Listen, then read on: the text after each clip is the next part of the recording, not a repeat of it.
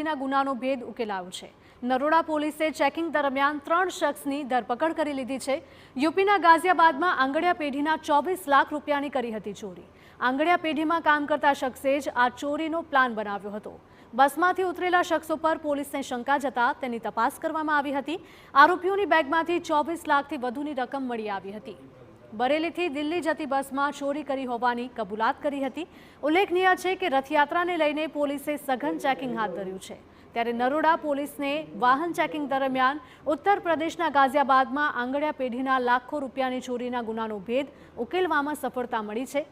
નરોડા પોલીસને ચિલોડા સર્કલ પાસે બસમાંથી ઉતરેલા શખ્સોની ગતિવિધિ શંકાસ્પદ લાગતા તેમની તપાસ કરવામાં આવી હતી।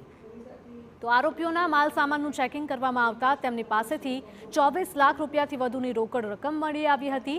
જે અંગે ત્રણેય આરોપીઓની પૂછપરછ કરતા સામે આવ્યું કે તેમણે બરેલીથી દિલ્હી જતી બસમાં આંગડિયા પેઢીના કર્મચારીની નજર ચૂકવીને ચોરીને અંજામ આવ્યો હતો।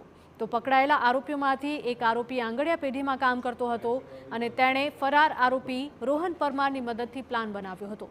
પોલીસે ફરાર આરોપીની શોધખોળ હાથ ધરી છે।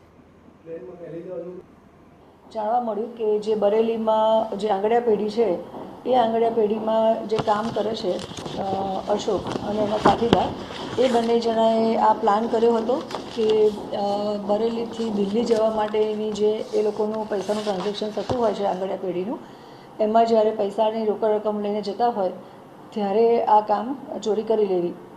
અમદાવાદ પોલીસની સતર્કતાના કારણે આપણે ઇમિડિયેટલી મુદ્દામાલ સાથે 24 લાખ જેટલો મુદ્દામાલ છે એની સાથે આપણે આરોપીને અટક કર્યા છે।